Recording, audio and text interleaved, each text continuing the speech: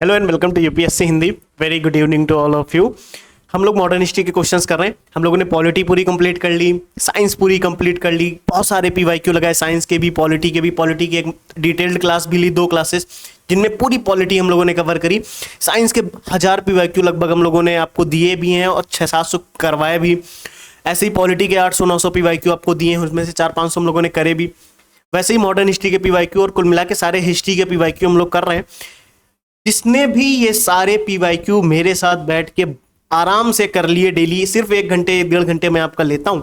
अगर आपने इतने समय में सारे क्वेश्चंस कर लिए, मैं इतना जरूर कहूंगा कि एग्जाम हॉल में जिस दिन पेपर होगा ना, क्वेश्चंस आप बहुत आसानी से कर पाओगे, क्योंकि कहीं ना कहीं ये चीजें रिपीट होती हैं, टॉपिक्स रिपीट होते हैं, एक्सप्लेनेशन जो मैं आपको करा रहा हूं ये कहीं ना कहीं रिपीट होता है।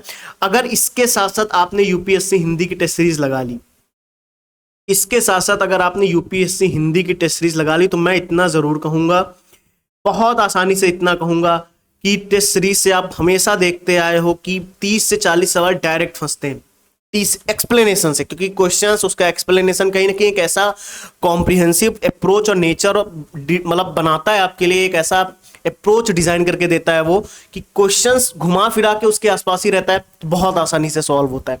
खैर, और इस समय 30-40 टेस्ट लगाने की जरूरत भी नहीं है, 5-7 टेस्ट अगर आपने लगा लिए बहुत है। ठीक है, चलिए अब विदाउट वेस्टिंग द टाइम हम लोगों ने 1893 क्वेश्चंस तक किया है। अब इसके पीछे चलेंगे 1892, ऐसे करके हम लोग चलें, यानी लेटेस्ट क्वेश्चन से पुराने क्वेश्चंस की तरफ चलें, ताकि हमारा हर एक पैटर्न तैयार होता चले कि आयोग जिस तरीके से इवॉल्व हुआ है उस तरीके से हम भी कहीं ना कहीं सारे क्वेश्चंस को करें। चलिए विदाउट वेस्टिंग द टाइम हम लोग जंप करते हैं 1892 क्वेश्चंस पे। क्या कह रहा है? कह रहा है कि विदेशी यात्री जो आए, निम्नलिखित विदेशी यात्रियों पर विचार कीजिए, आरोही क्रम में इन्हें कालक्रमानुसार व्यवस्थित करना है। तो चलो आरोही क्रम में एक एक करके व्यवस्थित करेंगे। चलिए ठीक है, सो एक एक करके देखते हैं। पूरा फोकस आपका क्वेश्चंस पे रहना चाहिए, और जब साथ में इसका एक्सप्लेनेशन करते हैं तो कहीं ना कहीं उससे हमारे 4-5 सवाल बहुत इजी तरीके से तैयार होते हैं। तो चलो सबसे पहले आप मुझे इत्सिंग का समय बताएंगे। अगर आपको पता है तो वो आया था अप्रॉक्स 672 से 695, 672 से 695 ईस्वी के बीच में आया। फिर इसके बाद अगर आप अलबरूनी की बात करें, अच्छा ये आप देखोगे कहीं ना कहीं बौद्ध धर्म के उससे था, है ना, यानी बौद्ध धर्म और भारतीय शिक्षा प्रणाली का इसने बहुत गहन अध्ययन किया था। आप अलबरूनी की बात करोगे तो ये 1020 से 1030 ईस्वी के बीच आया है ना। और कहीं ना कहीं इसने एक ग्रंथ लिखा। क्या आप मुझे बताएंगे इसने कौन सा ग्रंथ लिखा था? इसने एक ग्रंथ लिखा था, इसको याद रखेंगे आप लोग, अगर आपसे एग्जाम में पूछे तो कंफ्यूज नहीं होंगे। तहकीक ए हिंद, इसने कौन सा ग्रंथ लिखा? तहकीक ए हिंद। और अलबरूनी किसके साथ आया था? महमूद गजनवी के साथ। किसके साथ आया था? महमूद गजनवी के साथ कहीं ना कहीं आया है।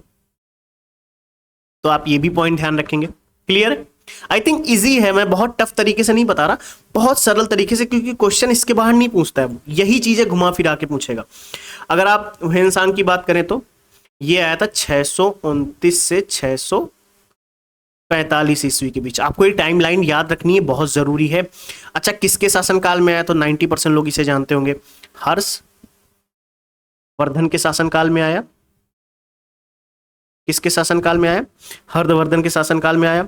और कहीं ना कहीं इसने बौद्ध मठों का और उसकी शिक्षा का भी इसने बहुत गहन अध्ययन किया था। अच्छा, फायान कब आ रहा है? तो फायान आ रहा है 399 से 414 ईस्वी के बीच। आप देखोगे अगर मैं 20 सवाल भी करता हूं तो 20 सवाल के साथ आपके कहीं ना कहीं 50 सवाल 100 सवाल तैयार होते हैं, क्योंकि यहाँ पे 4 चीजें आपकी तैयार हुई हैं एक सवाल के अंदर। तो आप देखिए 399 से 414 ईस्वी के बीच में फाहियान आया। और ये किसके साम्राज्य काल में आया? तो पहली चीज तो आप ये ध्यान रखें, गुप्त काल में आया। ठीक है, और गुप्त काल में भी आप देखोगे तो चंद्रगुप्त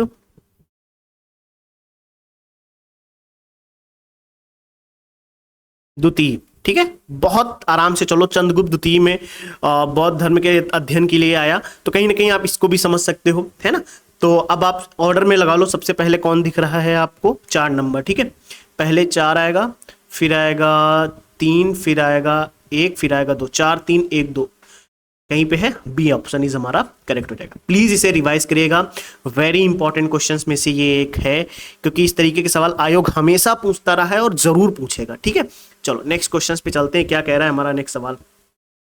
अच्छा, अब मैं आपको कुछ चीजें क्या यहाँ पे तैयार करा दूं, चलो आपकी इजाजत नहीं है फिर भी मैं तैयार कराऊंगा, क्योंकि मुझे लगता है ऐसा जरूरी है तैयार कराना थोड़ा सा, क्योंकि कहीं ना कहीं चीजें इंपॉर्टेंट है हमारे लिए। फाहियान के बारे में आप एक चीज ध्यान रखना, ये चीनी था, आपसे पूछ सकता है। चीनी बौद्ध भिक्षु, गुप्त साम्राज्य में आया, ठीक है। इसने एक बुक लिखी जिसका नाम था फागुओ जी। तो अगर आपसे ये पूछ ले तो अब गलत नहीं होना चाहिए। कौन सी बुक लिखी? फागुओ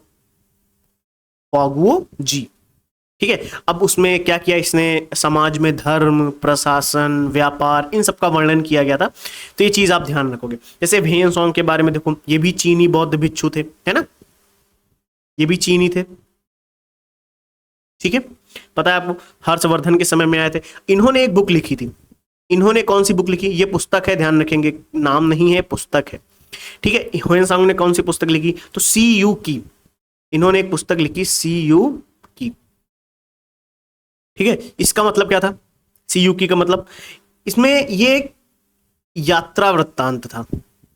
ये क्या था, यात्रा वृत्तांत। कई बार आपसे पूछ सकता है क्या कि किससे रिलेटेड था, तो एक यात्रा वृत्तांत था, बस आप इतना ही समझ लो तो ये भी बहुत है। अच्छा, इसने नालंदा विश्वविद्यालय में अध्ययन भी किया है।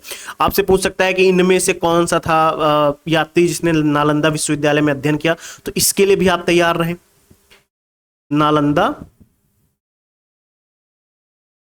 विश्वविद्यालय में अध्ययन भी किया है इसने, है ना। तो कहीं ना कहीं अब आपसे अगर इत्सिंग के बारे में पूछता है तो ये भी चीनी थे, 7वीं शताब्दी के लगभग आए, आपके सामने ईयर भी लिखा हुआ है, राइट। लेकिन सबसे इंपॉर्टेंट क्या था, इन्होंने बौद्ध धर्म और संस्कृत का अध्ययन किया और बौद्ध भिक्षुओं की जीवनी भी लिखी। तो आपसे ये पूछ सकता है कि संस्कृत का अध्ययन में से किसने किया, क्योंकि बौद्ध धर्म का तो सबने किया है, संस्कृत का अध्ययन भी इन्होंने किया। अल बरूनी के बारे में आपसे सवाल पूछे तो ये वैज्ञानिक भी था और इतिहासकार भी था। ये एक विद्वान तो था ही, ईरान, ठीक है। ये कहां से आया था, फर्स्ट ऑफ ऑल आप ये ध्यान रखेंगे, ईरान से आया था और एक वैज्ञानिक भी था, क्लियर। तो कहीं ना कहीं इसके लिए हम तैयार रहे। और 11वीं शताब्दी के लगभग ये मतलब भारत आ रहे हैं। तहकीक हिंद इन्होंने पुस्तक लिखी, है ना, ये पुस्तक है, ध्यान रखेंगे। कौन सी पुस्तक लिखी इन्होंने, तहकीक हिंद। अच्छा, इस पुस्तक में क्या वर्णन किया गया था, तो आप बता सकते हो, इस पुस्तक में इन्होंने समाज, धर्म, विज्ञान, इनका विस्तृत वर्णन किया था, ठीक है। तो आई थिंक अब आपको इस क्वेश्चन के रिलेटेड सारी इंफॉर्मेशन मैंने आपको दे दी है, राइट। चलें आगे। तो ऐसे ही करते, देखो अब एक क्वेश्चन मैंने कराया है और एक क्वेश्चन के अंदर आप देखो 1 2 3 4 5 6 7 8 यानी 10-15 चीजें मैंने आपको कराई, यानी एक क्वेश्चन में 15 चीजें मिल रही। तो अगर 10 क्वेश्चन भी हम लोग करते हैं तो कहीं ना कहीं 150 चीजें हमारी तैयार होती हैं। तो इस अप्रोच के साथ भी अगर हम काम करेंगे तो हमारी बहुत सारी चीजें तैयार होंगी। चलो नेक्स्ट सवाल क्या कह रहा है उसको पढ़ते हैं। कह रहा है कि बिहार में Jagdishpur, according to this question, एक सेकंड रुकिएगा, पहले मैं ये वाले सवाल का आंसर तो मिला लूं। 1892 का बी, ठीक है। चलो, कह रहा है बिहार में जगदीशपुर के जमींदार कुंवर सिंह ने अंग्रेजों के विरुद्ध विद्रोह का नेतृत्व किया। तो पहले आप ये बताओ, ये स्टेटमेंट सही है या गलत। देखो, बिहार में जगदीशपुर के जमींदार कुंवर सिंह ने, पहली चीज तो आप देखो, बिहार में जगदीशपुर के जमींदार कुंवर सिंह, ध्यान रखेंगे, अंग्रेजों के विरुद्ध विद्रोह का नेतृत्व किया। This statement is right, clear. अगला स्टेटमेंट है कि लॉर्ड डलहौजी ने रानी लक्ष्मीबाई के दत्तक पुत्र की उत्तराधिकारी होने की मान्यता प्रदान की। तो भाई साहब, मान्यता दी ही नहीं थी। एक नियम आया था जिसको हम क्या बोलते थे, आपको पता होगा,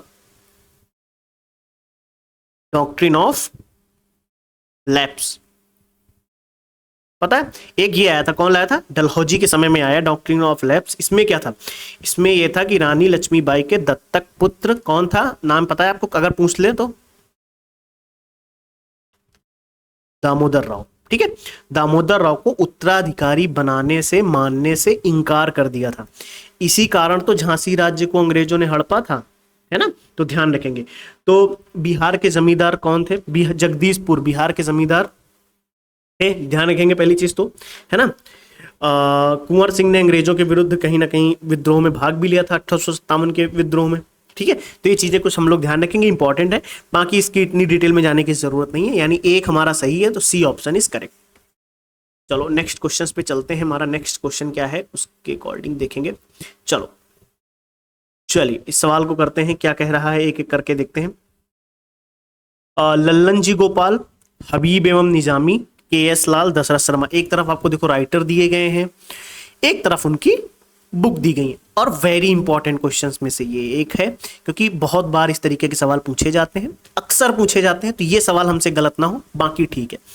इस तरीके के सवाल गलत होने का मतलब ये है कि आपने फ्री के नंबर हटाए हैं, क्योंकि ये इसमें ज्यादा मेहनत नहीं लगती, याद है तो कर पाओगे, वरना गलत, ठीक है। तो लल्लन जी गोपाल की पुस्तक कौन सी है? तो मैं आपको बताता हूँ, लल्लन जी गोपाल की जो पुस्तक है वो the economic life of northern India, ध्यान रखेंगे, clear. The economic life of northern India, इसमें उत्तरी भारत के आप देखोगे इकोनॉमिक लाइफ के बारे में, है ना, उत्तरी भारत की आर्थिक जीवन के बारे में, आर्थिक जीवन के बारे में बात की गई। फिर जैसे आप देखोगे इसमें खेती के बारे में बात की गई है, फिर इन्हीं में आप देखोगे व्यापार के बारे में बात की गई है, फिर इसी में आप देखोगे समाज का वर्णन भी देखने को मिलेगा। तो कहीं ना कहीं ये पुस्तक लल्लन जी गोपाल की इस बारे में थी। फिर आप देखोगे हबीब एवं निजामी, इनकी थी a comprehensive history of India the Delhi सल्तनत, ये बुक ध्यान रखेंगे, क्लियर। इस बुक में इन्होंने कहीं ना कहीं दिल्ली सल्तनत के राजनीतिक, सामाजिक और आर्थिक इतिहास का वर्णन किया, ठीक है, क्लियर।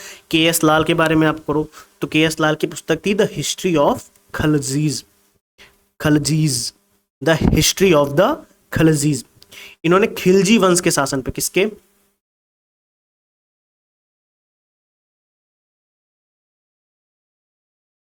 खिलजी वंश की, इसको ऊपर कर लेते हैं थोड़ा सा, खिलजी वंश के शासन पे, यानी उनके प्रशासन के बारे में बात करी है। प्रशासन के साथ साथ आप देखोगे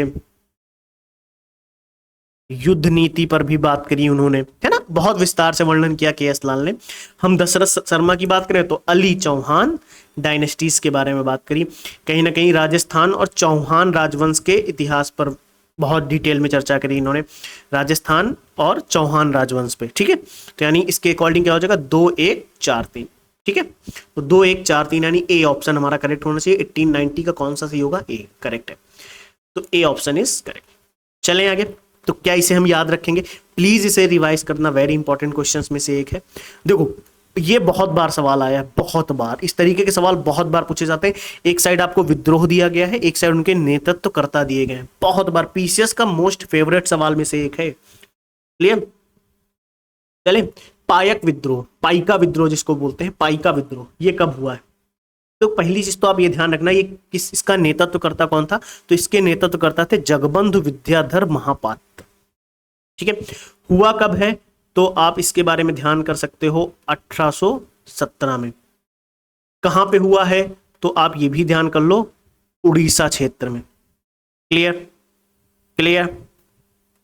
इन्हें आप, मैं लिख देता हूं, अगर ये वर्ड लिख के आ जाए तो गलत मत करना, इन्हें बक्सी जगबंधु के नाम से भी जाना जाता है, इन्हें बक्सी जगबंधु के नाम से भी जाना जाता है, क्लियर।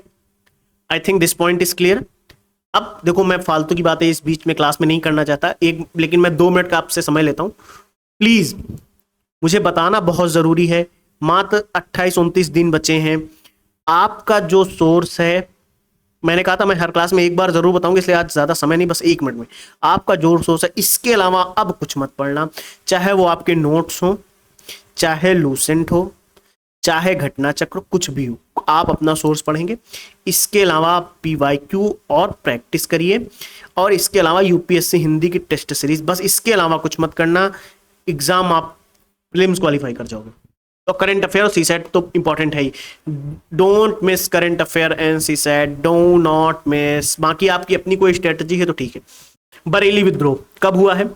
तो बरेली विद्रोह एक तो उत्तर प्रदेश में हुआ है, ठीक है, तो आप तो ये तो ध्यान ही रखोगे। कौन था इनके नेतृत्वकर्ता, कौन थे? तो बरेली विद्रोह के नेतृत्वकर्ता थे मुफ्ती मोहम्मद एवाज। और कमेंट में बताओ बरेली विद्रोह हुआ कब, कमेंट करेंगे बरेली विद्रोह कब हुआ है। मालाबार विद्रोह, मैं इनके ईयर नहीं बताऊंगा। मालाबार विद्रोह नेतृत्वकर्ता कौन थे? एड़ाचना कुंचन। ठीक है। बरेली विद्रोह बेटा यूपी में हुआ है, ध्यान रखेंगे, यूपी में। ठीक है। मालाबार विद्रोह, जिसे कई बार आप देखोगे मोपला विद्रोह भी कहा गया, और बहुत बार पूछा गया है एग्जाम में, ऐसा नहीं है, बहुत बार आया है ना। तो मोपला विद्रोह या मप्पिला विद्रोह, तो ये केरल के मालाबार क्षेत्र में हुआ था, ये चीज ध्यान रखना। ये हुआ कहां पे है? अरे यार ये यहां पे कहां लिख दिया मैंने, इससे रिलेटेड है। ठीक है, मोपला विद्रोह भी इसे कहा जाता है। तो ये हुआ कहां पे है? केरल के, ईयर आप लोग बताइए। केरल के मालाबार क्षेत्र में। ठीक है। तो कौन थे इनके नेतृत्वकर्ता? एड़ाचना कुंगन। फिर उसके बाद आप सिलहट विद्रोह देखो, तो ये असम में हुआ है। ये कहां पे हुआ है? असम में हुआ है, और इनके नेतृत्वकर्ता कौन थे? राधाराम। ठीक है। असम क्षेत्र अब जो बांग्लादेश में है वहां पे हुआ है ये, हालांकि नेतृत्वकर्ता राधाराम थे। तो इस हिसाब से अगर देखा जाए तो 4 3 1 2 होना चाहिए। तो 1889 का 4 3 1 2 है किसी में, ए ऑप्शन इज करेक्ट। ठीक है। चलो आगे चले, 1889 का ए होना चाहिए। चलो अब मेरे आंसर सही जा रहे हैं, कोई दिक्कत की बात नहीं है।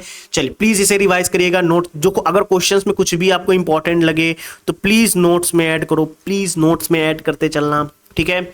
चलो फिर एक साइड दिया है वेल्लोर विद्रोह, नाना फडणवीस की मृत्यु, विलेज अली को वापस बुलाना, एंग्लो नेपाली युद्ध।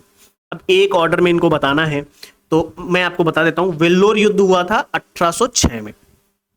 ठीक है, क्लियर। नाना फडणवीस की मृत्यु हुई थी 1800 में हुई थी, एग्जैक्ट मुझे याद है, 1800 में मैंने पढ़ा था, 1800 में। और वेली जिली को वापस बुलाने की बात की गई थी 1805 में, 1805 में। और एंग्लो नेपाली युद्ध हो रहा है 1814 से 1816 के बीच। ठीक है। तो यानी अब इसको ऑर्डर में लगा लो, लेकिन मैं आपको कुछ चीजें बता देता हूं। जो वेलेजली को जब वापस बुलाया गया 1805 में, भारत से इंग्लैंड वापस बुला लिया गया, तो वेलेजली ने द्वितीय मराठा युद्ध और सहायक संधि नीति के लिए इनको बहुत प्रसिद्ध माना गया। किसके लिए? 2 चीजों के लिए आप इनको ध्यान रखेंगे, द्वितीय मराठा युद्ध और इन्हें सहायक संधि।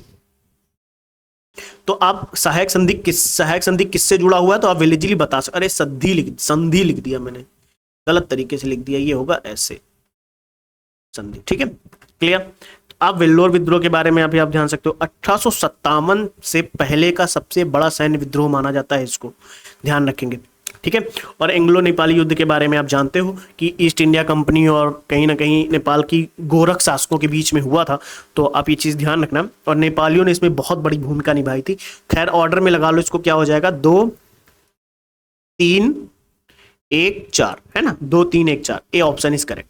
चलें आगे, प्लीज रिवाइज। और अगर कुछ भी आपको इसमें इंपॉर्टेंट लग रहा है कि मुझे ऑर्डर में लिख लेना चाहिए, तो प्लीज अपने नोट्स में इसे लिख लो, ताकि बार बार क्लास का वीडियो देखने की जरूरत ना पड़े। ठीक है। चलो नेक्स्ट क्वेश्चंस पे चलते हैं। कह रहा है विलियम एजे आर्क बिल्ड के संदर्भ में निम्नलिखित में से कौन सा कथन सही नहीं पूछा है? एक ध्यान रखना, कौन सा सही नहीं पूछा है।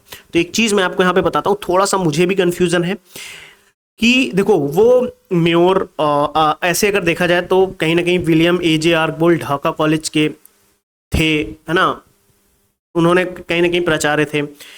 लेकिन उनका लाहौर एमओ कॉलेज, ध्यान से सुनना, लाहौर एमओ कॉलेज जो अलीगढ़ में है, और म्योर सेंट्रल कॉलेज, इनके प्राचार्य के रूप में इनका नाम नहीं दर्ज है। यानी लाहौर एमओ कॉलेज और म्योर, इन 3 कॉलेजों में प्राचार्य के रूप में इनका नाम नहीं दर्ज है। क्लियर, ये चीज ध्यान रखना है। तो कहीं ना कहीं तो कंफ्यूजन है, तो लेकिन इसमें जो आंसर माना गया है वो ये माना गया है कि ये सही नहीं है, B option is not correct. ठीक है, चलें आगे। तो आप फिलहाल के लिए ये याद कर लो, कोई दिक्कत की बात नहीं है। हर बार ये सवाल रिपीट हो ऐसा जरूरी नहीं है, मैं कल की क्लास में से दोबारा करेक्ट कर दूंगा। और कह रहा है कौन सा कथन सही है, सही उत्तर चुनना है अपने को। चलो पढ़ो। कह रहा है प्रारंभिक राष्ट्रवादियों में से अधिकांश को ब्रिटिश राज ईश्वरीय देव लगता था, इसका उद्देश्य आधुनिकीकरण लाना था। यानी बहुत से लोग ऐसे थे, बहुत से राष्ट्रवादी लोग ऐसे थे जिनको ऐसा मानना था कि जो ब्रिटिश राज है वो अच्छा है, ईश्वर के समान है, और यही ब्रिटिश राज इंडिया में आधुनिकीकरण लेकर आएगा, ऐसा लोगों का मानना था। तो ये कहीं ना कहीं स्टेटमेंट तो सही है, ऑब्वियस सी बात है, बहुत लोगों को ऐसा लगता था। ठीक है, उनकी शिकायत केवल भारत में अन ब्रिटिश राज के खिलाफ थी। देखो अब मैं आपको बताता हूं, राष्ट्रवादियों ने ब्रिटिश शासन की आलोचना अन ब्रिटिश राज के तौर तरीकों से की थी, लेकिन आधुनिकता का उद्देश्य कहीं ना कहीं अलग है। देखो, अन ब्रिटिश राज के खिलाफ उनकी शिकायत है, यानी उनके तौर तरीके उनको पसंद नहीं थे, है ना। यहाँ के लोगों को ब्रिटिशर्स के तौर तरीके नहीं पसंद थे, इसलिए वो ब्रिटिश राज के खिलाफ थे।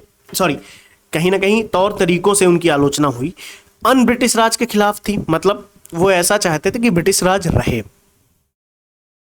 वो ऐसा चाहते थे कि ब्रिटिश राज रहे, यानी आधुनिकता का उद्देश्य उनका सही था। ध्यान से समझो, जो मैं आपको पॉइंट समझाना चाह रहा हूं, कंफ्यूजन ना हो इस वजह से। बहुत से लोग ऐसे थे जिन्होंने ऐसा माना कि आधुनिकीकरण होना चाहिए, और जो ब्रिटिश राज है वो कहीं ना कहीं आधुनिकीकरण लेकर आएगा। दोनों तथ्य सही हैं, और राष्ट्रवादियों ने ब्रिटिश शासन की आलोचना अन ब्रिटिश राज के तौर तरीकों से की थी। और आधुनिकता का पॉइंट तो अलग है ना, तौर तरीके वाला पॉइंट अलग है, आधुनिकता का पॉइंट अलग है। वे शासन सुधारना चाहते थे, अन ब्रिटिश तत्वों का विरोध भी उन्होंने किया। ठीक है, तो कहीं ना कहीं आप इसको ऐसा समझ सकते हो कि पहला स्टेटमेंट भी हमारा सही है, दूसरा स्टेटमेंट भी सही है, लेकिन व्याख्या सही नहीं है, ये चीज ध्यान रखना। ठीक है, क्लियर। चलें आगे। व्याख्या मतलब सही है ये कह रहे है ना। चले, मतलब इसके शॉर्ट नोट्स अगर मैं आपके रेडी करा दूं, इसमें से ए सही है, आर भी सही, इसकी व्याख्या भी सही, तो सी ऑप्शन इस करेक्ट होगा हमारा। लेकिन एक चीज यहां पे मैं आपको क्लियर कर देता हूं, पहले ही इसके नोट्स के फॉर्म में मैं आपको लिखा देता हूं। ब्रिटिश राज की आलोचना पूरी तरीके से उसके अस्तित्व के खिलाफ नहीं थी, ये ध्यान रखना। ब्रिटिश राज की आलोचना उसके अस्तित्व के खिलाफ नहीं थी। जो प्रारंभिक राष्ट्रवादी लोग थे उन्होंने ब्रिटिश राज की आलोचना करी, लेकिन उसके अस्तित्व के खिलाफ नहीं करी। यानी वो ये नहीं चाहते थे कि ब्रिटिशर्स का दमन हो। प्रारंभिक जो राष्ट्रवादी थे वो ये नहीं चाहते थे कि ब्रिटिशर्स का दमन हो या अन ब्रिटिश शैली आए। अन ब्रिटिश शैली का मतलब कोई ऐसी शैली आ जाए जिसमें ब्रिटिश इन्वॉल्व ना हो, ऐसा नहीं चाहते थे वो। उनका ऐसा मानना था कि ब्रिटिश शासन से भारत में आर्थिक, आधुनिक व संस्थागत सुधार किए जा सकते हैं। क्लियर। स्वतंत्रता आंदोलन के जब आप शुरुआती चरण पढ़ते हो तो वहां पे आधुनिकीकरण और राजनीतिक सुधार पे बहुत ज्यादा जोर दिया गया था। क्लियर।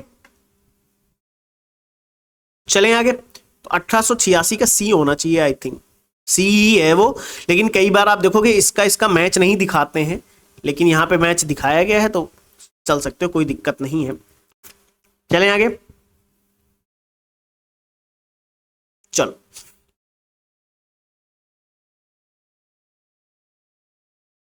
चलें, चलो नेक्स्ट क्वेश्चन पे चलते हैं। हमारा नेक्स्ट क्वेश्चन क्या कह रहा है?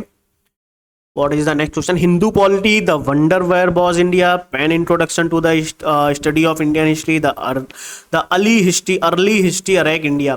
देखो एक साइड बुक के नाम लिखे गए हैं आपके और एक साइड लेखक लिख दिए गए हैं। तो भाई साहब फिर से वही सवाल, एक इंपॉर्टेंट सवाल, ठीक है। चलिए बताना है आपको, करेक्ट करते हैं इसको, हम लोग बैठ के शांति से खुद ही करेंगे। ऐसा कुछ भी नहीं है कि कोई मैं आपसे कहूँ कि आप ही करो, हम लोग साथ में कर रहे हैं, कोई दिक्कत की बात नहीं है। चलिए पहले आप सवाल लगाओ, क्या कह रहा है। सवाल पढ़ेंगे। हिंदू पॉलिटी पुस्तक किसने लिखी? तो हिंदू पॉलिटी पुस्तक लिखी केपी जायसवाल ने। किसने लिखी है? केपी जायसवाल ने। क्लियर। केपी जायसवाल ने लिखी। और एक चीज ध्यान रखना, ये जो बुक है ये भारत के राजनीतिक संगठनों, संविधान के विकास का बहुत ऐतिहासिक अध्ययन आपको इसमें देखने को मिलेगा।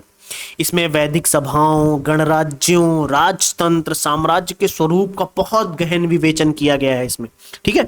और आप जब बुक देखते हो the wonder where was India, ये the wonder that was India है, the wonder that was India, the wonder that was India, the wonder that was India, ठीक है। ये बुक किसने लिखी? तो ए एल बासम ने लिखी। तो पहली चीज तो ये सही है अपना, ए एल बासम ने ये बुक लिखी है। तो कहीं ना कहीं इसमें आप Indian history, civilisation, culture, society, religion, foreigner जो आ रहे हैं, कहीं ना कहीं भारतीय संस्कृति की विशेषताओं का वर्णन होता हुआ आप देखते हो, ठीक है। तो पैन introduction to the study of Indian history, ये डी डी कोसाम्बी ने लिखी है बुक, ठीक है। इसमें भी कहीं ना कहीं इंडियन सोसाइटी के बारे में, इकोनॉमिकल लाइफ के बारे में बहुत डिटेल में चर्चा की गई।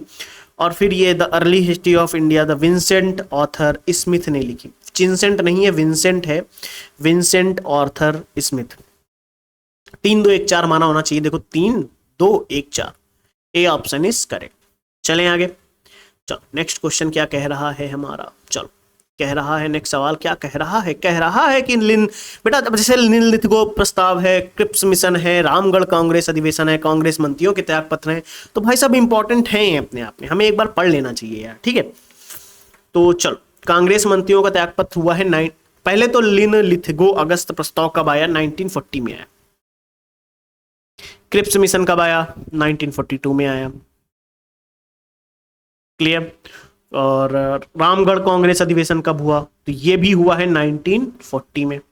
फिर आप कांग्रेस मंत्रियों के त्यागपत्र देखोगे तो ये आए थे 1939 में, ठीक है। तो ब्रिटिश सरकार द्वारा जब भारत को बिना परामर्श के द्वितीय विश्व युद्ध में शामिल किए जाने का विरोध हुआ, कांग्रेस मंत्रियों ने अपने पद से इस्तीफा दे दिया था, क्लियर है। फिर रामगढ़ का अधिवेशन हुआ 1940 में। अध्यक्षता किसने करी थी रामगढ़ कांग्रेस अधिवेशन की, इसकी अध्यक्षता किसने करी थी, अध्यक्षता किसने करी थी, तो अध्यक्षता करी थी रामगढ़ अधिवेशन की मौलाना अबुल कलाम आजाद ने, मौलाना अबुल कलाम आजाद, ठीक है, ध्यान रखेंगे। और लिनलिथगो प्रस्ताव कहीं ना कहीं 1940 में आया, और ये किसके द्वारा आया था, तो वायसराय लिनलिथगो द्वारा प्रस्तुत किया गया, ये वायसराय का नाम है, क्लियर। और क्रिप्स मिशन 1942 में आ रहा है, और स्टैफोर्ड क्रिप्स के नेतृत्व में मिशन भारत भेजा गया था, आई थिंक सबको पता होगा। तो इस अकॉर्डिंग अगर देखा जाए तो 4-3-1-2 ये ऑर्डर होना चाहिए इसका, तो 4-3-1-2 है इसमें। चलो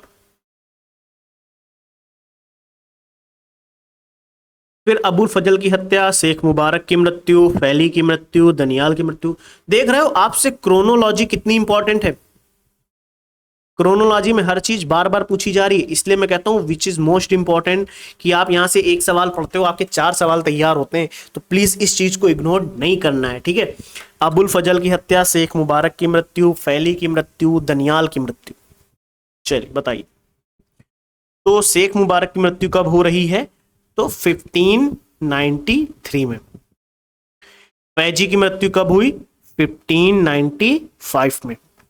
अबुल फजल की मृत्यु कब हुई है, 1602 में। और दनियाल की मृत्यु हुई है 1605 में।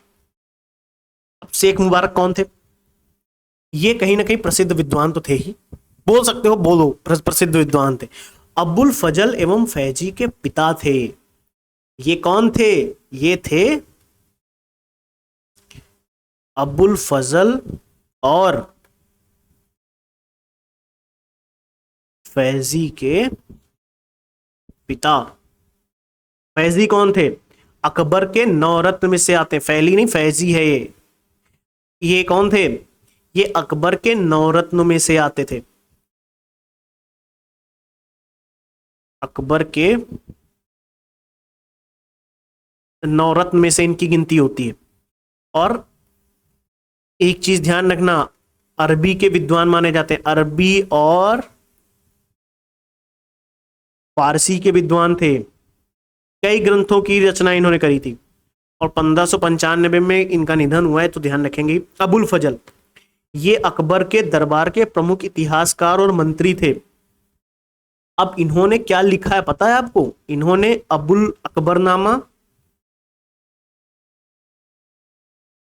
अकबरनामा और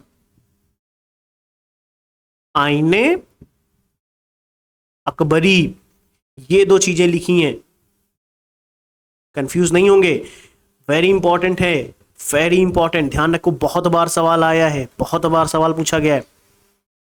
और 1602 में वीर सिंह बुंदेला द्वारा इनकी हत्या की गई थी, लेकिन कहीं ना कहीं हमें याद करना जरूरी है बच्चा, है ना, तो ये याद कर लोगे तो ज्यादा इंपॉर्टेंट है, इधर उधर की बातों से ज्यादा सवाल तो यही आना है। अकबरनामा किसने लिखा, अबुल फजल ने। आईने अकबरी किसने लिखी, अबुल फजल ने। तो विच इज इंपॉर्टेंट, जो हमारे लिए इंपॉर्टेंट है कहीं ना कहीं वो हम तैयार कर लें तो कहीं ना कहीं ज्यादा सही है। ठीक है। दनियाल ये अकबर के सबसे छोटे पुत्रों में से थे। आप कई बार देखोगे ये अकबर के सबसे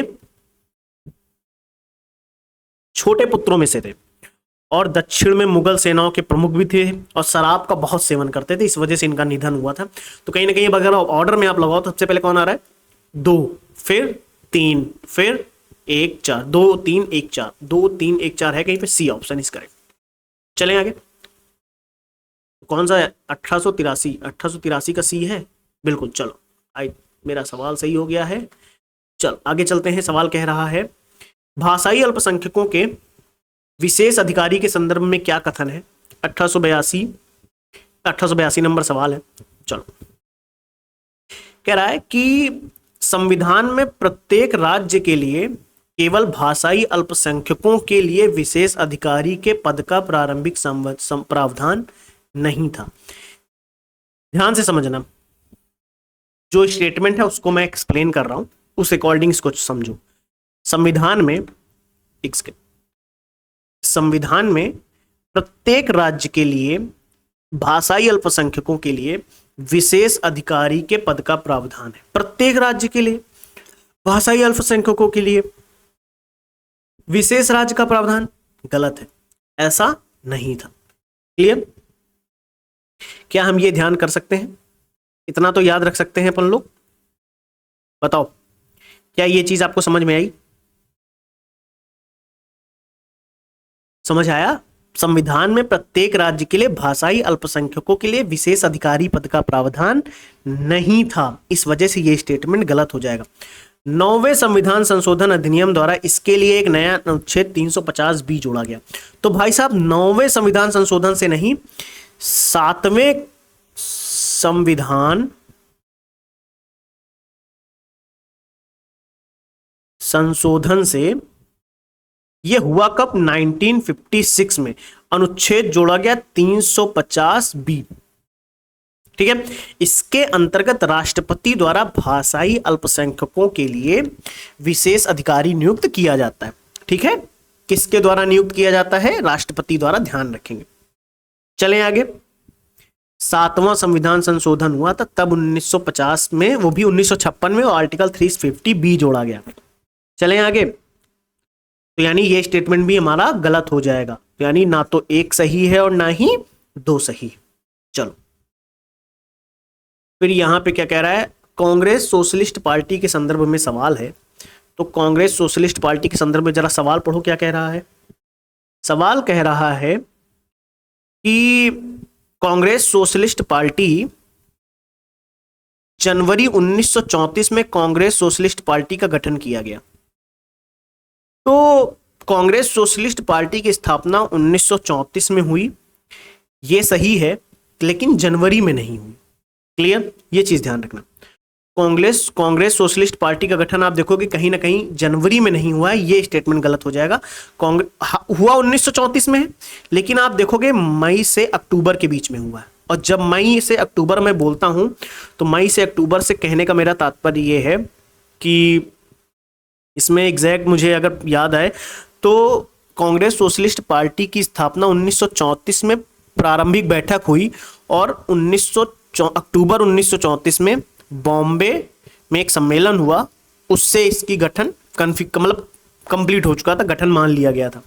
ठीक है, इस वजह से मैं कह रहा हूं जनवरी में नहीं हुई थी। और समाजवाद से सहानुभूति होने के कारण औपचारिक रूप से जवाहरलाल नेहरू इस दल में शामिल हुए। तो भाई साहब जवाहरलाल नेहरू ने समाजवादी विचारधारा से सहमति रखी, किंतु वे पार्टी के सदस्य नहीं बने, ये ध्यान रखना। ठीक है, ना तो एक सही है और ना ही 2 सही। तो 1881 का ए बी हो गया। अच्छा ए बी, यानी ना तो एक सही है ना तो 2। मैंने बोला वही टिक कर दिया ए। चलो नीचे कथन दिए गए, भारत पर तुर्की आक्रमण सफल हुआ, उत्तर भारत में राजनीतिक एकता नहीं थी। तो भाई साहब ऑब्वियस सी बात है, भारत में कहीं ना कहीं दोनों सही हैं। भारत में तुर्की आक्रमण में कौन कौन आया पता है आपको? भारत में तुर्की आक्रमण में आप देखोगे महमूद गजनवी, फिर मोहम्मद गोरी। क्लियर? ये सफल रहा क्यों? क्योंकि राजनीतिक एकता ही तो नहीं थी, छोटे छोटे राज्य आपस में संघर्ष कर रहे हैं, कोई संयुक्त विरोध नहीं हुआ, सबने मिलकर एक साथ इनका विरोध नहीं किया, राजनीतिक विखंडन रहा कहीं ना कहीं, तुर्क आसानी से विजय प्राप्त करते चले गए, दिल्ली सल्तनत स्थापित हुई। तो कहीं ना कहीं ये चीज आप समझ सकते हो, कथन भी हमारा सही है, कारण भी हमारा सही है और व्याख्या भी सही है। A option is correct. Next question हमारा क्या कह रहा है? Very good. एक साइड आपके तीर्थंकर दिए गए हैं और एक साइड उनके निबंध दिए गए हैं, निबंधकार और निबंध। तीर्थंकर निबंधकार है बेटा, ये तीर्थंकर पढ़ रहे हैं इसको, निबंधकार और निबंध दिए गए हैं। देवण भट्ट, हेमाद्रि, मध्वाचार्य और बल्लाल सेन। तो एक चीज मैं आपको बताता हूँ, देवन भट्ट ने क्या लिखा, बस आपको ये याद करना है, ठीक है? बस इसे आप मेमोराइज कर लीजिएगा, इसमें ज्यादा एक्सप्लेनेशन करने के लिए मैं आपको क्या ही करूँ। देवण भट्ट ने क्या लिखा? ये इनकी थी चतुर्वर्ग चिंतामणि। हिमाद्रि की आप देखोगे पराशर माधव, मध्वाचार्य की आप देखोगे दान सागर, और बल्लाल सेन की आप स्मृति चंद्रिका। ठीक है, स्मृति चंद्रिका की रचना करी बल्लाल सेन ने। क्लियर? क्लियर? क्लियर है? देखो प्लीज इसे रिवाइज करना बहुत जरूरी है। वेट वेट वेट वेट, एक सेकंड एक सेकंड एक सेकंड एक सेकंड, ये मुझसे गलती हो गई है, सॉरी फॉर दैट। ये इसको मैं करेक्ट करता हूँ, एक सेकंड ना। वेट वेट वेट वेट, मैंने अपने नोट्स देखे तो मैंने कुछ और ही टिक कर दिया आप लोगों के लिए, सॉरी। लेकिन इसे करेक्ट करो इसी समय आप लोग। देवण भट्ट ने लिखी थी स्मृति, अरे यार ये क्या हो रहा है, अरे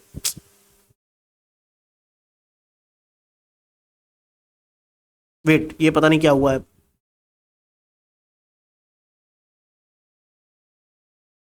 देवण भट्ट ने लिखी थी स्मृति चंद्रिका, ये धर्मशास्त्रकार थे, इसीलिए मैंने कहा मैं नोट्स अपने पास रखता हूं बेटा, गलत ना होने पाए आप लोगों की सवाल, नहीं तो मुझे ही आप लोग बाद में कहोगे धर्मशास्त्रकार। ठीक है, ये क्यों थे? धर्मशास्त्रकार थे। फिर इसके बाद आप देखो हेमाद्रि, इन्होंने लिखी थी चतुर्वर्ग चिंतामणि। क्लियर? मध्वाचार्य के बारे में आप देखो,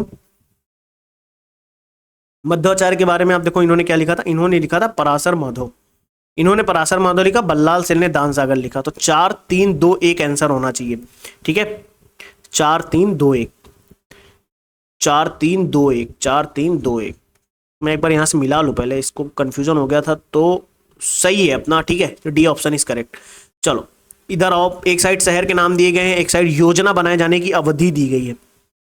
तो चलिए करिए, इस सवाल को करिए, क्या कह रहा है सवाल पढ़ियो सबसे पहले। एक साइड आपको शहर के नाम दिए गए हैं, एक साइड योजना बनाए जाने की अवधि दी गई है ना? चलिए करो इसे।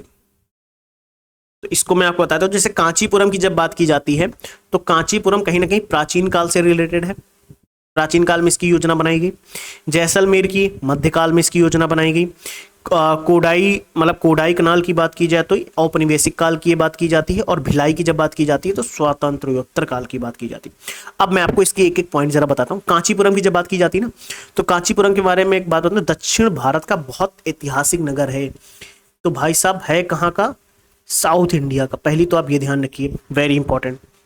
कहीं ना कहीं ये किस मतलब प्राचीन काल का है, धार्मिक है, सांस्कृतिक केंद्र है। तो आप कहीं नहीं, कई बार आप ये स्टेटमेंट लिख के नहीं आते, लेकिन ये चीजें हमारी क्लियर करा देती हैं, क्वेश्चन सही करा देती हैं।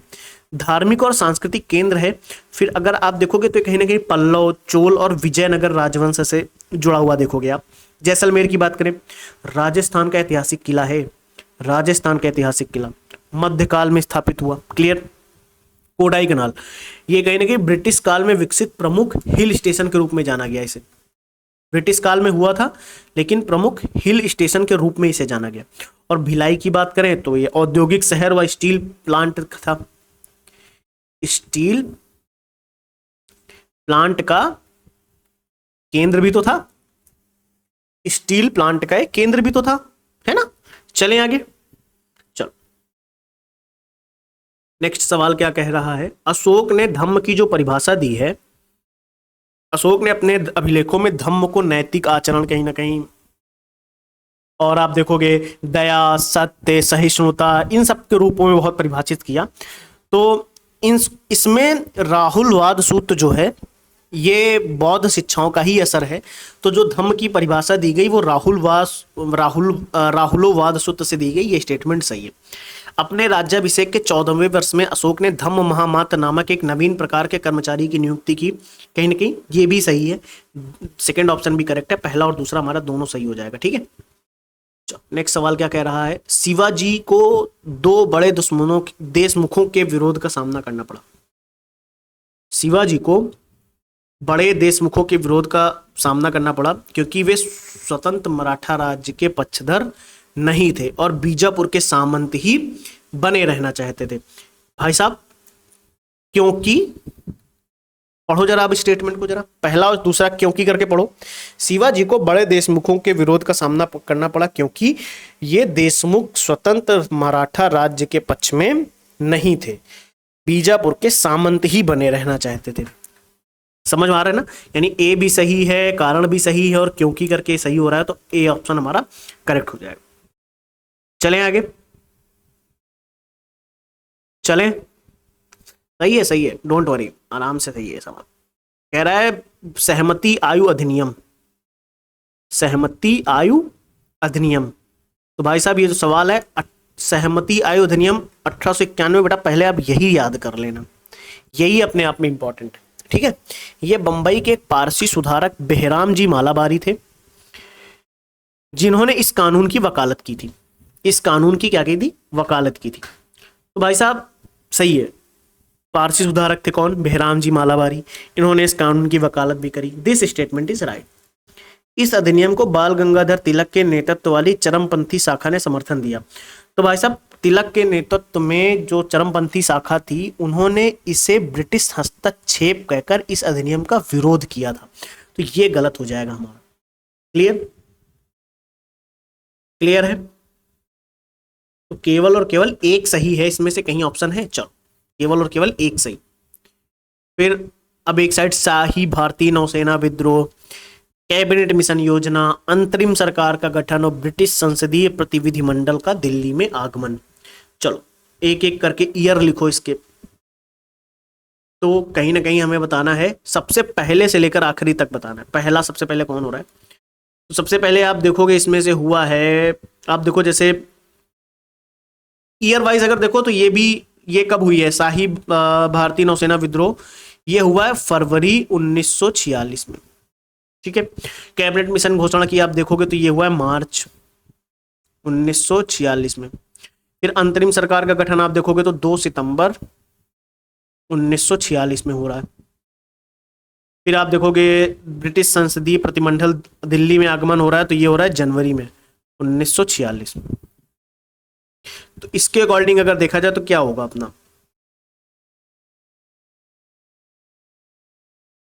इसके अकॉर्डिंग हमारा आंसर क्या होना चाहिए, सबसे पहले जनवरी, फिर सितंबर, अरे सबसे पहले से आखिरी तक चलना है ना, तो जनवरी, फिर आएगा अपना फरवरी, फिर मार्च, फिर सितंबर।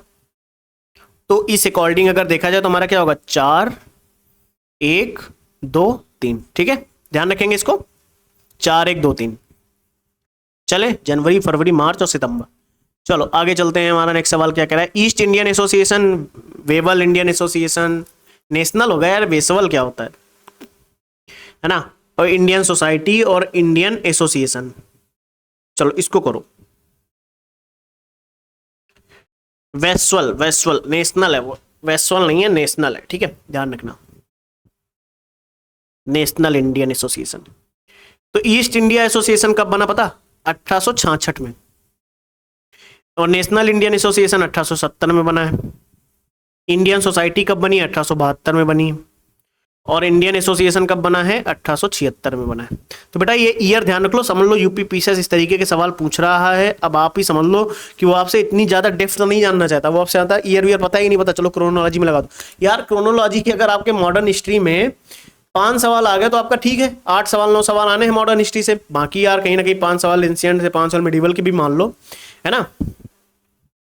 तो इस तरीके से 10-12 सवाल कहीं ना कहीं आप बहुत आसानी से 15 सवाल आप आराम से करके आओगे। तो इसके अकॉर्डिंग ईस्ट इंडियन एसोसिएशन की बात की जाए तो ये किसके द्वारा स्थापित किया गया था, ईस्ट इंडिया एसोसिएशन किसके द्वारा स्थापित किया गया था, दादा भाई नौरोजी, दादा भाई नौरोजी के द्वारा। फिर नेशनल इंडियन एसोसिएशन कहीं ना कहीं भारतीय छात्रों के लिए किया गया, इंडियन सोसाइटी सामाजिक उसके लिए किया गया था, और इंडियन एसोसिएशन जो 1876 में बना है ये सुरेंद्र नाथ बनर्जी द्वारा स्थापित किया गया था। सुरेंद्र नाथ बनर्जी द्वारा। इसके अकॉर्डिंग 1 2 3 4 होना चाहिए, 1 2 3 4, 1 2 3 4, डी ऑप्शन इज करेक्ट।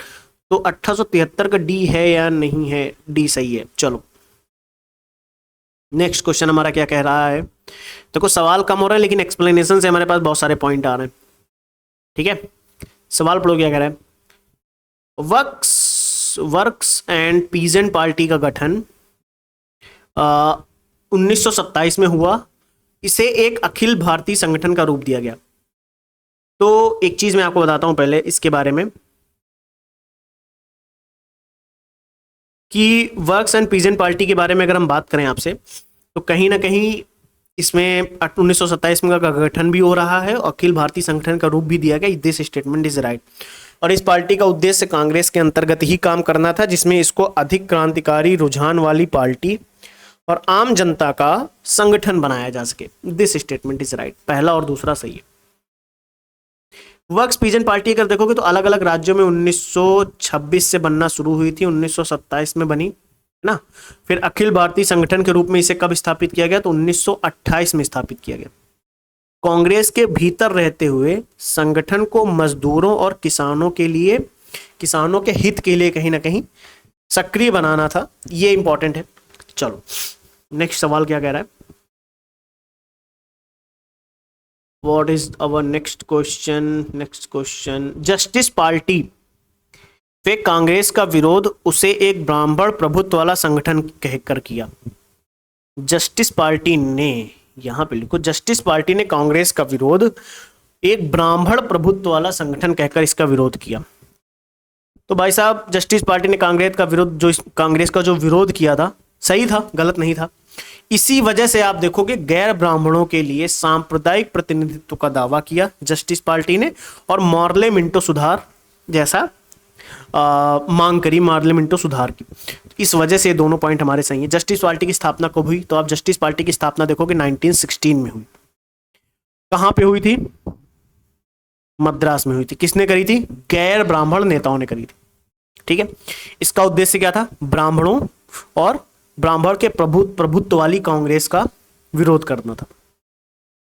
फिर आप देखोगे कि आप इसी में आप देखो कहीं ना कहीं जो 1909 के तहत मुस्लिमों को जो सांप्रदायिक प्रतिनिधित्व मिला था, वही मांग गैर ब्राह्मणों के लिए भी उठाई गई थी। ठीक है,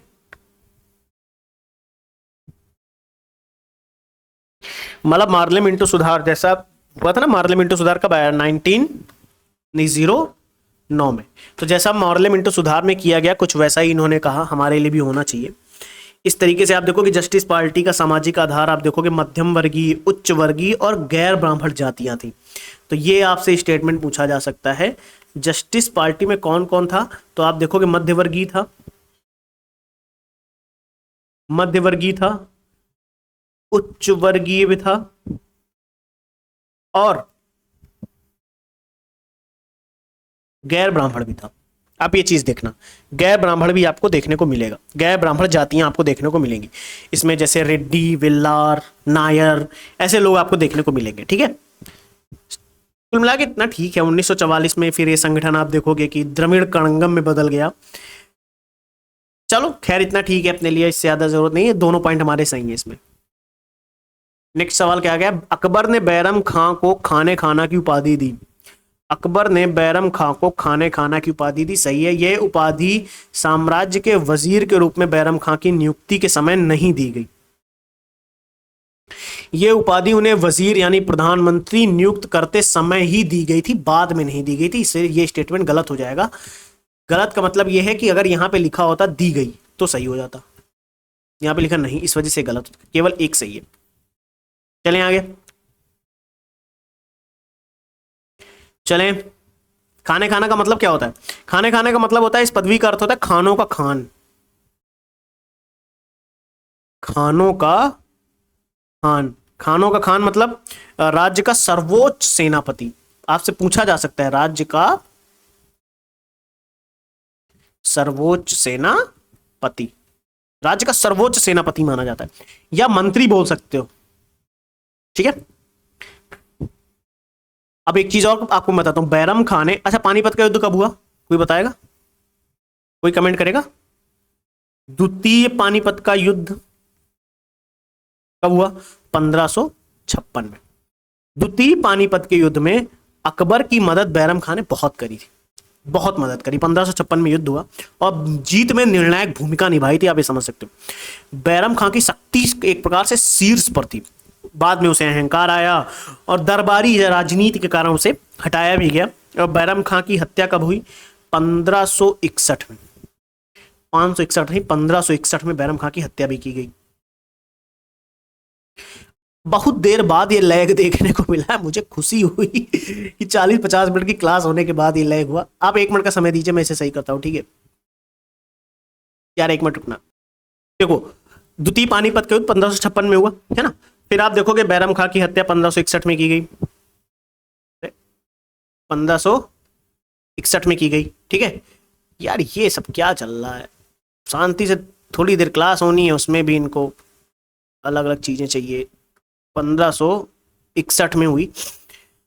और एक चीज आपसे पूछी जा सकती है, पीसीएस है, गुजरात दौरे के दौरान हुई। 1561 में हत्या कब हो रही है इनकी? 1561 में। किसकी? बैरम खां की। भाई साहब बैरम खां की बात कर रहे हैं, अकबर मत समझ लेना, बैरम खां की बात चल रही है। और फिर अकबर ने बैरम खां के पुत्र थे, बैरम खां का पुत्र कौन था? बैरम खां का एक पुत्र था, इसका नाम था अब्दुर रहीम। अब्दुर, वेट यार, वेट, सॉरी। हेलो बच्चा, क्या हाल चाल है?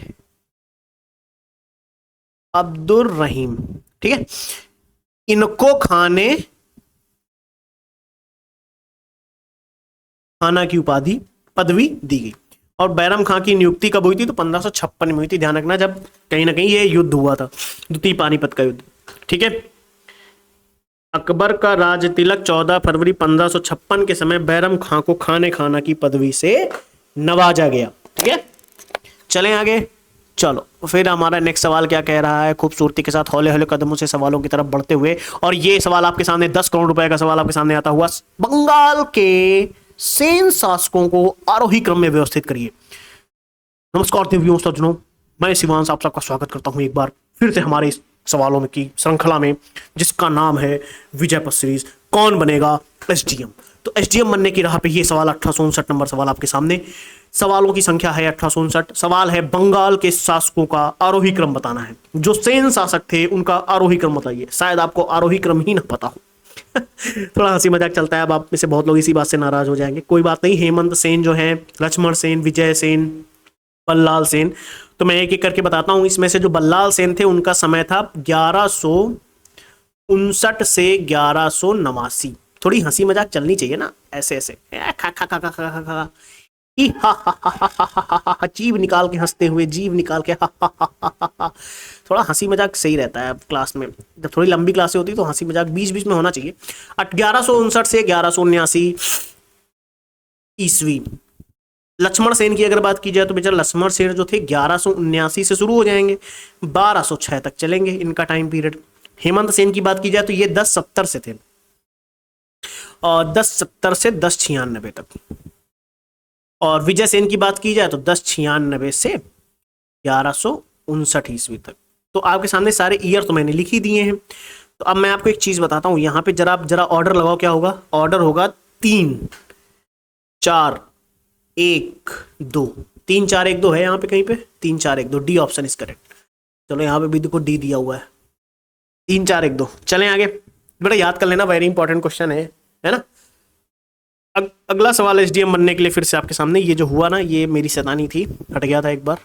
चलो अगला सवाल फिर से आपके सामने, ये क्या था? ऐसे थोड़ी आना था। चलो नेक्स्ट सवाल क्या कह रहा है? प्राचीन भारत में बहुत से नदी बंदरगाह के संदर्भ में मिलते हैं। सही है, स्टेटमेंट सही है। वहां सामान और यातायात के बड़े गोदाम भी होते थे। अरे भैया यातायात करोगे, व्यापार करोगे नदियों के थ्रू तो होगा ही होगा। सही है ना। फिर आप जैसे लोथल देखोगे, एग्जाम्पल में आपने लोथल पढ़ा है, आपने पाटलिपुत्र पढ़ा है, आपने भरुकच्छ पढ़ा है बंदरगाहों के फॉर्म में। फिर ये कहीं ना कहीं व्यापार के प्रमुख केंद्र इनको माना जाता था। अब भारतीय बंदरगाह से आप क्या क्या देखोगे, मसाले, रत्न और धातुओं का, इन सब का व्यापार आप बहुत अच्छे से देखते थे। खैर चलें आगे। हाँ पहला दूसरा सही है, कथन सही है, चिंता मत करो। रघुनाथ राव, बालाजी बाजीराव, नारायण राव, बालाजी विश्वनाथ। ऑर्डर में लगाना है, ऑर्डर में लगाना है, ऑर्डर में लगाइए भाई साहब इन्हें। ऑर्डर में लगाने का मतलब ये है कि ईयर वाइज बताओ कौन पहले है कौन बाद में। तो मैं एक एक करके बताता हूँ। जब मैं बात करता हूँ रघुनाथ राव की, तो रघुनाथ राव को राघोबा भी बोला जाता है, राव लिखा है, रघुनाथ राव को राघोबा भी बोला जाता है। नारायण राव के बाद, तो अगर आप यही ध्यान कर लो, नारायण राव के बाद पेशवा की उपाधि का दावा किया था इन्होंने 1773 1774। नारायण राव चौथे पेशवा थे, ये चौथे पेशवा थे, और इनका ईयर अगर मैं आपको बताऊं तो 1772 से 1773। ठीक है। बालाजी बाजीराव की बात की जाए अगर, तो बालाजी बाजीराव की बात की जाए द्वितीय पेशवा थे, द्वितीय पेशवा थे, और इनकी बात की जाए 1740 से 1761। और बालाजी विश्वनाथ की बात की जाए तो पहले पेशवा थे, तो पहले पेशवा थे, तो इनका ईयर जो था 1713 से 1720 तक था। तो 4 के बाद सबसे पहले 4 आएगा, फिर आएगा 2, फिर आएगा 3, फिर आएगा 1। 4 2 3 1, 4 2 3 1, ए ऑप्शन इज करेक्ट। चलें आगे। चलो नेक्स्ट क्वेश्चन हमारा क्या कह रहा है, खूबसूरती के साथ जितने सवाल कर सकते हैं करेंगे आज, बाकी सवाल कल करने के लिए रखेंगे। ठीक है, डोंट वरी, मस्त रहिए, मुस्कुराते रहिए। बहुत सारे सवाल करें आज। अगर आप देखो एक सवाल में आप 7-8 इन्फॉर्मेशन देख रहे हो, 4-4 5-5 इन्फॉर्मेशन मिल रही, तो अगर हम लोगों ने 20 सवाल भी किए हैं तो 80-90 इन्फॉर्मेशन आपके पास आ चुकी है। बेटा इतना ही रिवाज कर लो पूरे दिन में, वही बहुत है अपने लिए। तो संगीत की टप्पा शैली, संगीत की टप्पा शैली मुगल सम्राट के दरबार में परिष्कृत एवं विकसित हुई, तो किस मुगल सम्राट के? तो बेटा मोहम्मद शाह, मोहम्मद शाह के दरबार में हुई टप्पा शैली। ठीक है। टप्पा संगीत शैली मूलतः, पता मैं आपको इसके बारे में एक चीज बताता हूं, इसके बारे में मूलतः अगर बात की जाए तो पंजाब के ऊंटवान व्यापारियों के लोकगीत जो थे, व्यापारियों के लोकगीत जो थे, इनके दौरान विकसित हुई। और मोहम्मद शाह का समय था 1719 से 1748। ठीक है। इसे कहीं ना कहीं मोहम्मद शाह के दरबार में इसे एक शाही संरक्षण भी प्राप्त हुआ, इसी टप्पा शैली को। और बाद में आप देखोगे सोरी मियां द्वारा लखनऊ और अवध दरबार में इसका विस्तार भी हुआ। तो किसके द्वारा? आप सोरी मियां का नाम ध्यान रखो, इसके द्वारा बाद में आप देखोगे लखनऊ और अवध, लखनऊ और अवध के दरबार में इसका विस्तार भी देखोगे। टप्पन गायन की विशेषता क्या होती है पता? टप्पन गायन की जो विशेषता होती है वो मैं थोड़ा सा यहाँ पे लिखता हूं ताकि चीजें क्लियर रहनी चाहिए। टप्पन गायन की विशेषताओं में आप क्या देखते हो कि टप्पन गायन में तेजी देखोगे, शब्दों में तेजी होती है। शब्दों में एक चीज आप और देखोगे, शब्दों में उलट पलट होती है। क्या होती है? अगर ये वर्ड लिख के आए एग्जाम में तो कंफ्यूज नहीं होंगे। उलट पलट भाव प्रवाह आप देखोगे। ठीक है, तो सी ऑप्शन इज करेक्ट। बाकी कुछ चीजें इंफॉर्मेशन साथ में मैंने आपको दी थी। 1857 में बरेली उत्तर प्रदेश में क्रांति का नेता कौन था? खान बहादुर खान। ठीक है, याद रखेंगे प्लीज, इंपॉर्टेंट क्वेश्चन है खान बहादुर खान। कौन महिला स्वतंत्रता सेनानी भारत छोड़ो आंदोलन से संबंधित नहीं है?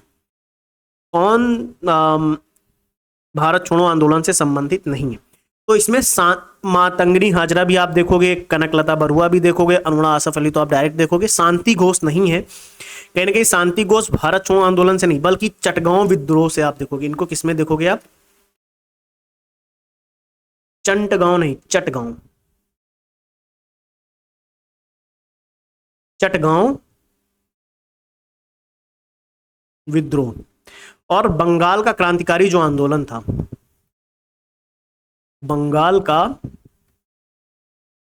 क्रांतिकारी आंदोलन। बेटा आज की क्लास में मैंने ज्यादा इधर उधर की बातें नहीं करी, बल्कि आप देखो कि मैंने सवाल भले कम किए हों लेकिन उनके एक्सप्लेनेशन या आपको बहुत सारे सवाल करा दिए हैं, है ना। तो 1 घंटे की क्लास होने को आई है, 1 घंटे हो चुके हैं। मैंने कहा था 1.5 घंटे की क्लास लेंगे, लेकिन इतनी पर्याप्त इंफॉर्मेशन आपको मिल चुकी है कि 1.5 घंटे की जरूरत नहीं है। आज स्पीड बढ़ाएंगे, स्पीड भी बढ़ाना जरूरी है समय के साथ साथ, है ना। कल क्लास क्योंकि नहीं हो पाई थी, थोड़ा सा लाइट की प्रॉब्लम थी, लाइट नहीं आई थी, तो घर पे रात से लाइट नहीं आई तो इन्वर्टर पंखे के चलाने में हो गया खत्म। लैपटॉप चार्ज नहीं था, इस वजह से मैं क्लास नहीं ले पाया। और लैपटॉप में क्लास लेता भी हूँ तो लैपटॉप जल्दी बैटरी डाउन हो जाती है, उसकी प्रॉब्लम है लेकिन कहीं ना कहीं ठीक है, कोई बात नहीं, मस्ती से आप पढ़ो। मैं भी आपको जो सिखा पाता हूँ, मैं पढ़ाता कम हूँ, सिखाने का प्रयास ज़्यादा करता हूँ कि आप लोगों की मेहनत है जो एग्जाम निकालेगी, ठीक है। चले, और जो शांति घोष का बंगाल का क्रांतिकारी आंदोलन हुआ उसमें एक इंपॉर्टेंट फैक्ट है कि 1931 में पुलिस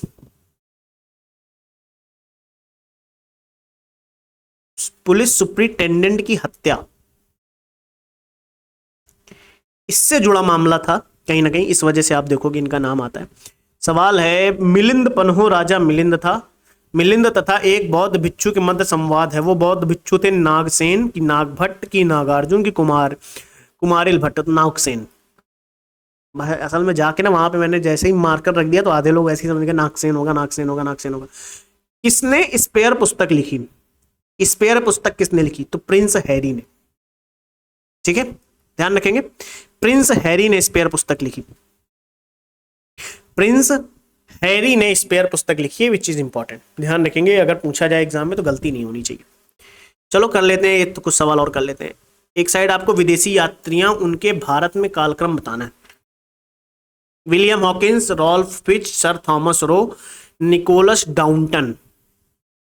तो मैं आपको इसमें से जितना बता सकता हूं, मैं आपको कुछ चीजें इसमें ईयर बताता हूं आपको। विलियम हॉकिंस कब आए थे पता है? 1608 में। रॉल्फ फिच कब आए हैं? 1583 में आए। सर थॉमस रो थे 1615 से 1619 के बीच में। और निकोलस डाउंटन आप देखोगे 1615 में भी आए, भारत पहुंचे थे। तो रॉल्फ फिच सबसे पहले भारत आए। ये व्यापारी थे एक प्रकार के, आप इनको ऐसा समझ लीजिए, ठीक है। अन्वेषक भी थे, व्यापारी भी थे। और अगर विलियम हॉकिंस की बात की जाए तो इंग्लैंड के जेम्स प्रथम के दूत बन के आए थे। जेम्स प्रथम के दूत बनकर आए थे 1608 में, है ना। और सर थॉमस रो की बात की जाए तो इंग्लैंड से मुगल सम्राट के दरबार में आए। और किसके दरबार में आए? तो मुगल सम्राट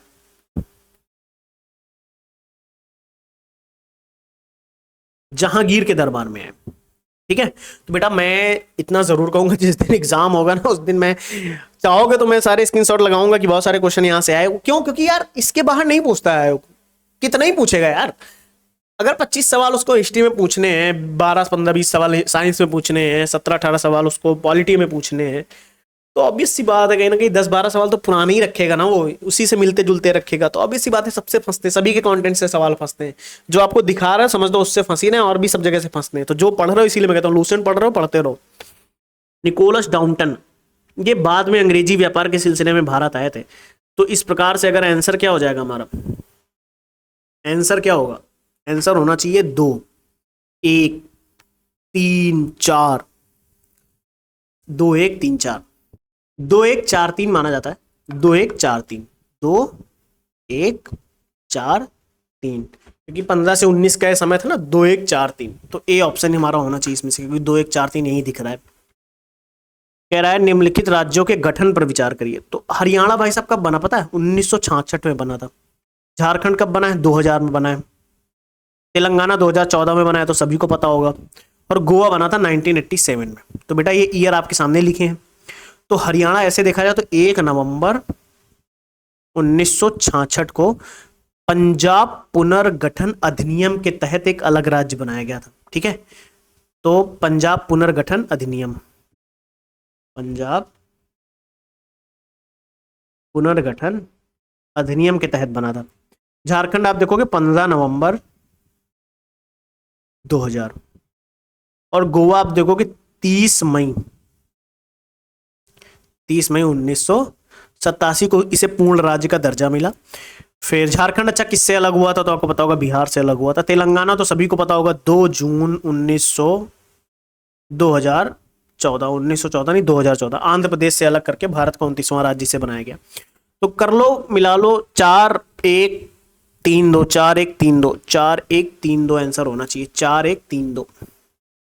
तो 4-1-3-2 किसमें, 4-1-3-2 बी ऑप्शन इज करेक्ट। चलो एक काम करते हैं, सारे सवाल आप लोग लगाएंगे है ना, बहुत सारे सवाल आज हो गए हैं, और प्लीज इसे रिवाइज करिएगा, which is most important. Revision is the most important की टू क्लियर एनी एग्जामिनेशन। तो फिलहाल के लिए मैं इस क्लास को यहीं पे एंड करता हूँ है ना, तो प्लीज इसे रिवाइज करिएगा, और यू विल क्लियर, तो आज कमेंट में लिख के जाएंगे सर आई विल क्लियर। ठीक है, चलिए फिलहाल के लिए इस क्लास को मैं यहीं पे एंड करता हूँ। बाकी सवाल मैं कल करूंगा, आराम से करेंगे। तो आज ज़्यादा सवाल हुए, एक्सप्लेनेशन भी ठीक ठाक हुआ है, इस वजह से ज़्यादा सवाल मैं बोल रहा हूँ। मिलते हैं नेक्स्ट क्लास में, तब तक के लिए थैंक यू, ध्यान रखेंगे अपना, मस्त रहिए, मुस्कुराते रहिए, हंसते रहिए और पढ़ाई करते रहिए। Thank you, take care, bye bye.